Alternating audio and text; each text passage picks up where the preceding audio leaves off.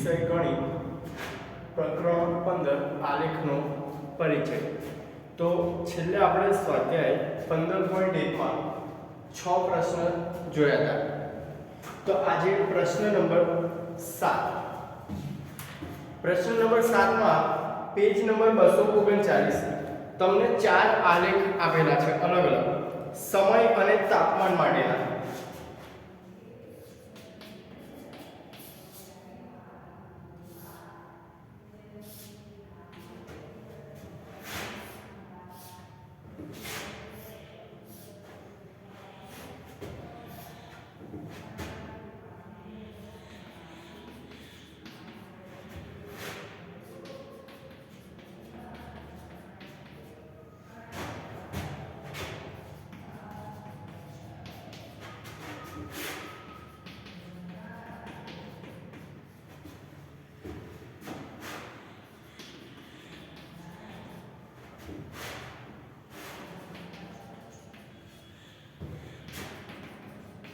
समय અને તાપમાન। તો જેમ સમય વધે એમ તાપમાનનો ડિફરન્સ આપેલો છે। તો જો પહેલો આલેખ છે એમાં સ્ટ્રેટ લાઈન આપી છે 1 2 3 4।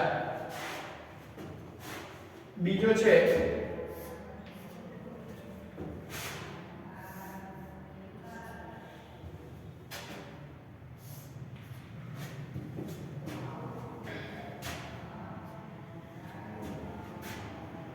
समय અને તાપમાન વિરુદ્ધનો આલેખ। તો હવે પ્રશ્ન એ દીધો છે નીચે આપેલા આલેખમાંથી કયા આલેખો સમય અને તાપમાન માટે શક્ય છે? તમારો જવાબ આપો। તો જો પહેલો આલેખ છે સમય વધતો જાય છે એમ તાપમાન શું થાય છે? વધતું જાય છે। તો આ શક્ય છે, બરાબર। પછી બીજા આલેખમાં સમય વધતો જાય છે એમ તાપમાન ઘટતું જાય છે। તો આ પણ શું છે? પોસિબલ છે। ત્રીજા આલેખમાં ચોથા આલેખમાં સમય વધે છે એમ તાપમાન કેવું છે? વધતું જાય છે, બરાબર। સમય બદલાતો જાય છે પણ તાપમાન કેવું છે? સ્થિર રહે છે। અહીંયા તાપમાન આપ્યું હોય ધારો કે 35°C, તો સમય વધતો જાય પણ તાપમાન કેવું છે?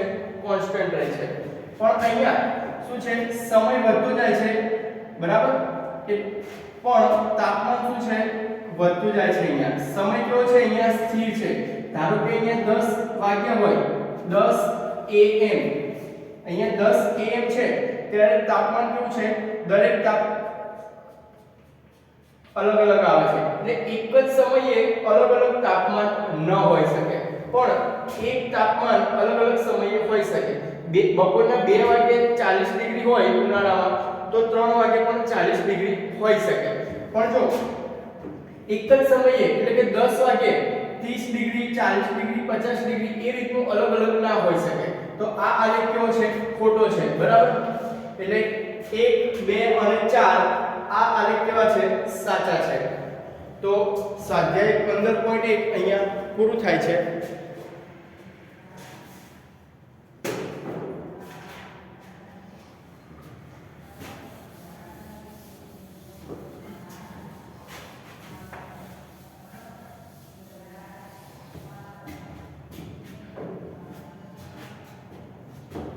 એના પછીનું છે તો કે નિર્દેશાંક, બરાબર। એટલે કે જોઈએ આપણે શું આવશે। તો એક આલેખ દર્શાવ્યો છે અહીંયા 1 2 3 4 5 6 1 2 3 4 5 6, બરાબર। 1 2 3 4 5 6 1 2 3 4 5 6। તો અહીંયા હું કૌંસમાં અમુક કિંમત આપું છું 2 3 3 4 3 2 5 6। તો આ રીતે કિંમતો આપેલી હોય, બરાબર। એમાં આગળવાળી જે લાઈન છે એને કહેવાશે x અક્ષ અને પાછળવાળું છે એને કહેવાશે y। એટલે હંમેશા યાદ રાખવાનું આ રીતે કૌંસમાં કિંમતો આપી હોય બે, એમાં આગળવાળી હોય એ x હોય, પાછળવાળી હોય એ y હોય, બરાબર? તો x અને y, તો આને આપણે આલેખની અંદર દર્શાવવાની રહેશે. તો પહેલી શું છે 2 અને 3. તો આલેખની અંદર મેં કીધું એમ આગળવાળી હોય એને x કહેવાય, પાછળવાળી હોય એને y કહેવાય. તો x બરાબર 2 અને y બરાબર 3. તો x બરાબર 2 અને y બરાબર 3. તો એને આપણે નિર્દેશાંક કરીએ તો x અક્ષ ઉપર અને y અક્ષ ઉપર દર્શાવવાનું. તો x ક્યાં છે 2 અહીંયા આપ્યો છે અને y ક્યાં છે 3. તો x અને 3 એટલે કે 2 અને 3 જ્યાં ભેગા થાય ત્યાં ટપકું કરવાનું. તો અહીંયા ડોટ આવશે. આ રીતે રાઉન્ડ કરી શકો, બરાબર? અને બાજુમાં લખવાનું 2 અને 3. તમે પેન્સિલ વડે કરો એટલે નાના અક્ષરે લખી દેવાનું, બરાબર? ખ્યાલ રહે એટલા માટે. પછી બીજું છે 3 અને 4. તો આગળવાળું છે x, પાછળવાળું છે y. x માં છે 3 અને y માં છે 4. તો x માં 3 અહીંયા છે અને 4 અહીંયા છે, તો આવશે અહીંયા. પછી 3 અને 2.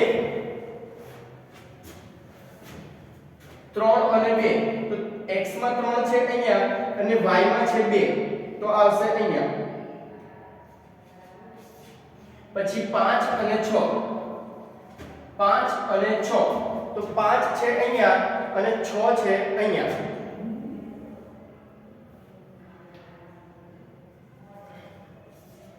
તો 5 અને 6, બરાબર? તો આ રીતે દરેક બિંદુ છે એને દર્શાવવાના રહેશે, બરાબર? તો આને કહેવાય નિર્દેશાંક. કોઈ પણ વસ્તુ કઈ જગ્યાએ છે એ દર્શાવવા માટે આનો યુઝ થાય, બરાબર? પછી આને તમે રેખા સ્વરૂપે દર્શાવી શકો. 2 3 અહીંયા, પછી 3 4. આ તો આપણે એપ્રોક્સ અંદાજિત કિંમતો લીધી છે એટલે આકાર ગમે તેવો બન્યો છે. બાકી તમે કોઈ એક્ઝામ્પલ હોય તો એમાં કોઈ આકાર બની શકે, બરાબર? તો આપણે એક્ઝામ્પલ જોઈએ એના. સ્વાધ્યાય 15.2.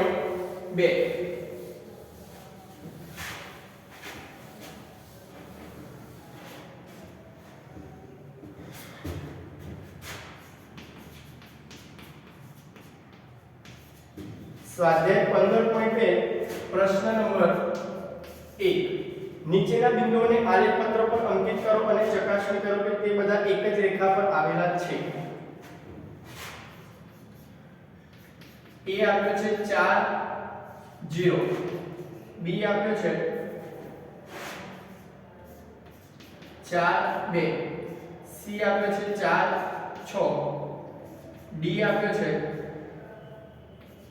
4 2.5.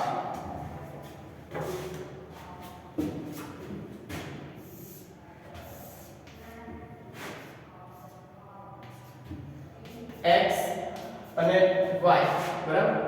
તો x અક્ષ પર 1 2 3 4 5 6 7. જે ધ્યાન રાખવાનું જેટલી કિંમતો હોય એ બધીનો સમાવેશ થઈ જવો જોઈએ. 1 2 3 4 5 6 7, બરાબર? તો પહેલી છે 4 અને 0. તો આગળવાળું છે x અને પાછળવાળું છે y. તો આગળ આવશે 4 અને પાછળ આવશે અહીંયા આવશે 0. તો પહેલું આવશે અહીંયા એટલે કે a. પછી છે b. તો એમાં 4 અને 2. x પર છે 4 અને y પર છે 2.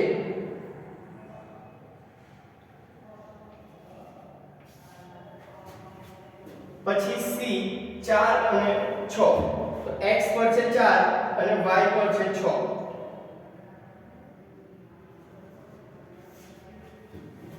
પછી 4 અને 2.5. x પર છે 4 અને y પર છે 2.5. તો આવશે અહીંયા, બરાબર? એટલે કે a b c અને d. તો જો ચારે એક જ લાઈનમાં છે, બરાબર? અને આપણને પ્રશ્ન પણ પૂછેલો છે, શું ચારે બિંદુ એક જ રેખા પર આવેલા છે, બરાબર? તો જવાબ આવશે હા.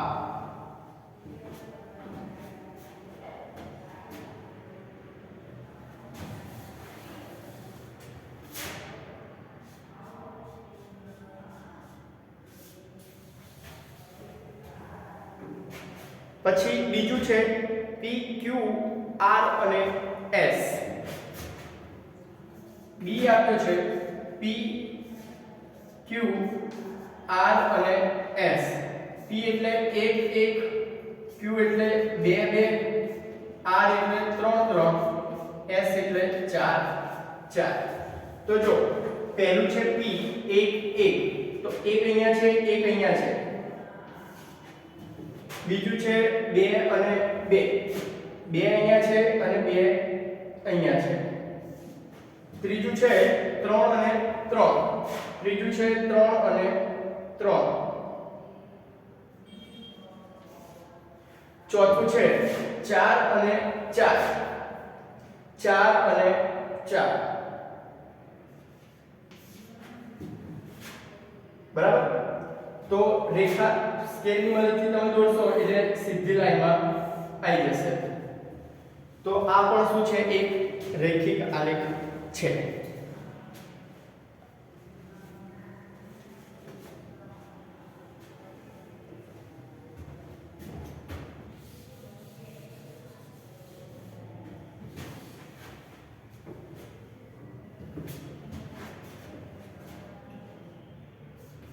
પછી C K આપ્યો છે 2 3, N આપ્યો છે 5 3, M આપ્યો છે 5 5, N આપ્યો છે 2 અને 5.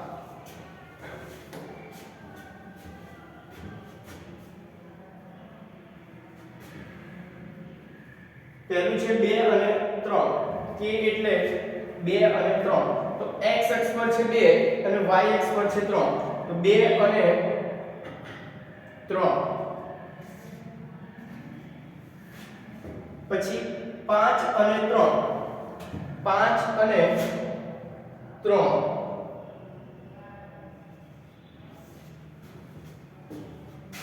પાંચ અને 5, તો 5 અને 5.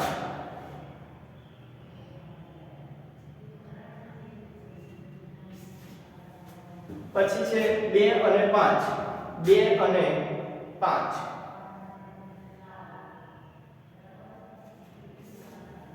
બરાબર? પછી એને જોઈન્ટ કરી દઈશું.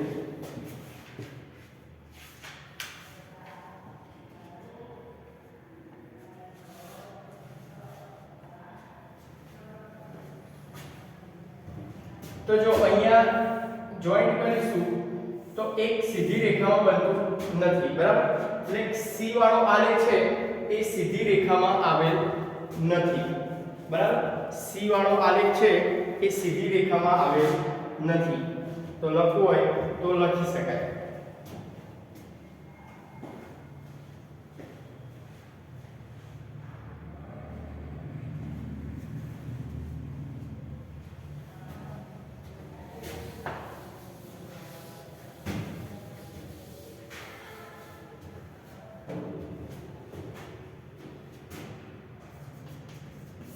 પ્રશ્ન નંબર 2, બિંદુઓ 2 3 અને 3 2 માંથી પસાર થતી રેખા દોરો.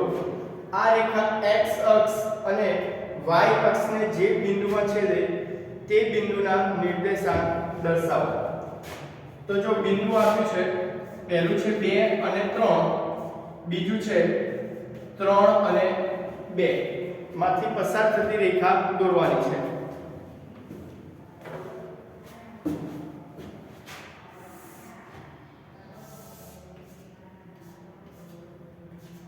તમારે ફૂટપટ્ટીની મદદથી દોરવાની એટલે વ્યવસ્થિત લાઈન આવે. 5 1 2 3 4 5. તો જો x અક્ષ પર છે 2 અને y અક્ષ ઉપર છે 3, x અક્ષ ઉપર છે 2, y અક્ષ ઉપર છે 3.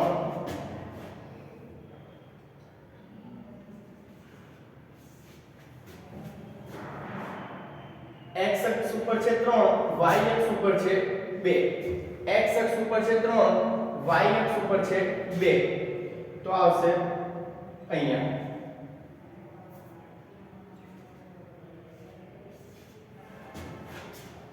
તો જો આની રેખા દોરશો તમે તો આ રીતે મળશે, સ્ટ્રેટ લાઈન. બરાબર. તો જો અહીંયા x અક્ષ ઉપર આ બિંદુ મળ્યું, y અક્ષ ઉપર આ બિંદુ મળ્યું. બરાબર. તો આપણને પ્રશ્ન શું પૂછ્યો તો, આ રેખા x અક્ષ અને y અક્ષને જે બિંદુમાં છેદે તે બિંદુના નિર્દેશાંક દર્શાવો. તો આ x અક્ષમાં છેદ્યું અને આ y અક્ષમાં. તો x અક્ષ પર તો કેટલું છે 5 અને 0, y અક્ષ પર 0 અને 5. x અક્ષ પર 5 અને 0 છે, y અક્ષ પર છે 0 અને 5. બરાબર. અહીંયા y છે એ 0, y પર 5 છે અને x શું છે 0 છે. તો x અક્ષ અને y અક્ષ પર બિંદુ આપેલા છે.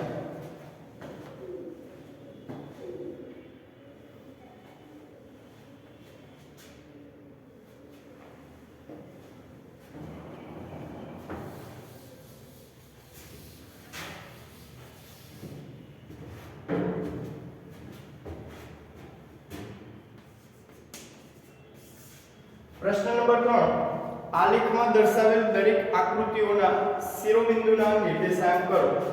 તો બાજુમાં જો એક આકૃતિ આપેલી છે,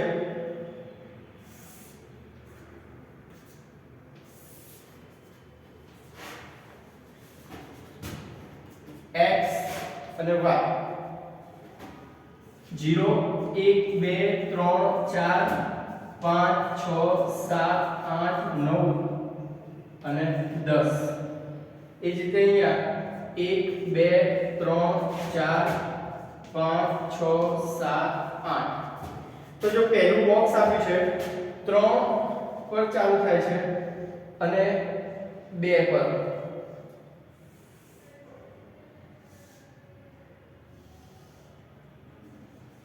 તો આ 4 બિંદુ આવશે. પછી છે 4 પર, પછી 6 અને 1 ઉપર,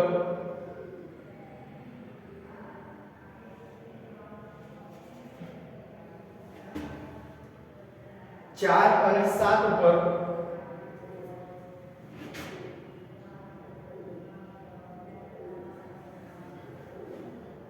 અને 6 અને 5 ઉપર, 6 અને 5 ઉપર.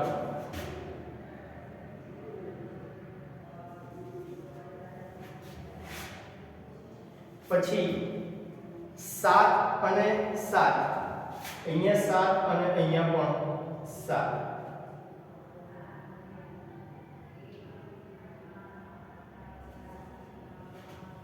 પછી 10 અને 5, 10 છે ત્યાં 5 છે, 10 છે અને 8 છે.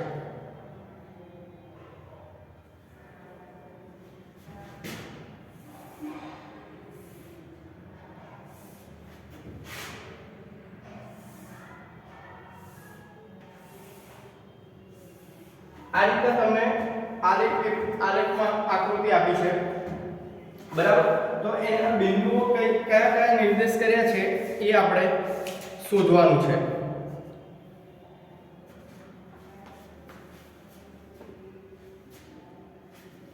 તો જો પહેલી આકૃતિ છે, આકૃતિ 1,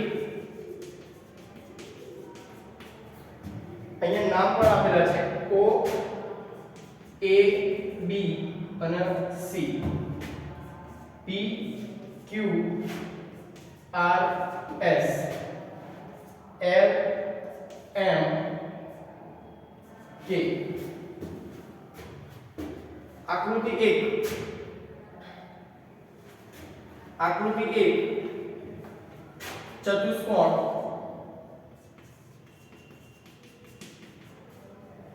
O A B C બરાબર. તો એમાં O બિંદુ આપ્યું છે તો એ ક્યાં આપ્યું છે 0 અને 0 ઉપર, 0 અને 0 ઉપર. પછી A બિંદુ આપ્યું છે 2 અને 3 ઉપર. અને A બિંદુ પર x અક્ષ છે 2 અને y છે 0. તો 2 અને 0. પછી B પર છે 2 અને 3, 2 અને 3. C પર છે x અક્ષ પર 0 છે અને y અક્ષ પર 3 છે, 0 અને 3 બરાબર. પછી આકૃતિ 2, આકૃતિ 2 ચતુષ્કોણ PQRS, PQRS.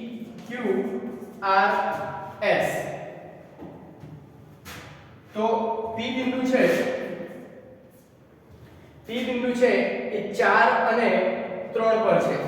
x અક્ષ 4 પર 4 છે, y અક્ષ પર 3 છે. Q બિંદુ છે અહીંયા છે x અક્ષ પર 6 અને y પર છે 1, 6 અને 1. R છે 6 પર x છે, x 6 અને y છે 5, 6 અને 5. પછી S છે x પર 4 છે અને y પર 7 છે, તો 4 અને 7. પછી આકૃતિ 3 ત્રિકોણ KLM, આકૃતિ 3 ત્રિકોણ KLM. તો K બિંદુ ક્યાં આપ્યું છે? K બિંદુ આપ્યું છે 10 પર x છે અને y પર છે 5, એટલે કે 10 અને 5. K પછી L, તો L બિંદુ છે 7 પર અને આ બાજુ પણ 7, તો 7 અને 7. અને M, તો M બિંદુ છે અહીંયા 10 ઉપર અને આ બાજુ છે 8 ઉપર, તો 10 અને 8 ઉપર બરાબર. તો આ રીતે દરેક બિંદુના સ્થાન આપેલા છે.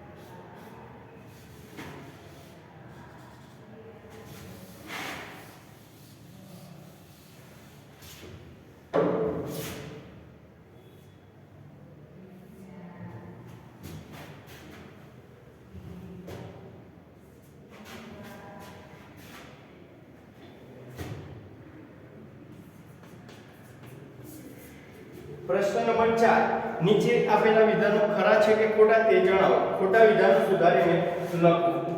પહેલું વિધાન છે જે બિંદુનો x નિર્દેશાંક 0 હોય, એટલે x છે એ 0 હોય અને y નિર્દેશાંક શૂન્યેતર હોય. શૂન્યેતર એટલે શૂન્ય સિવાયનો.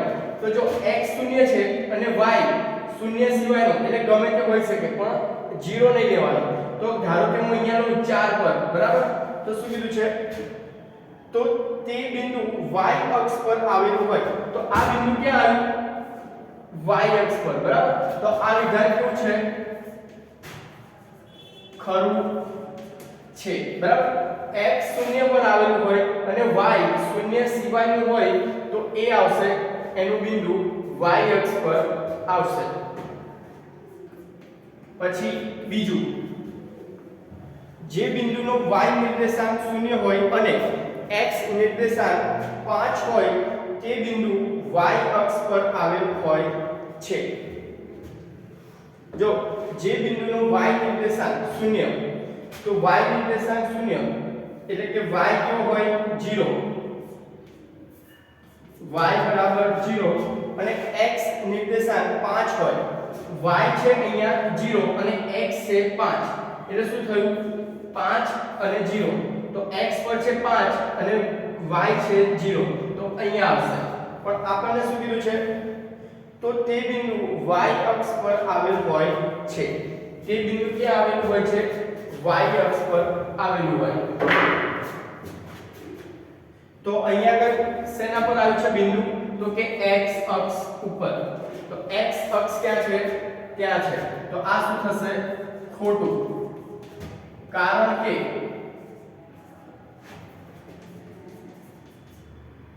તે બિંદુ x અક્ષ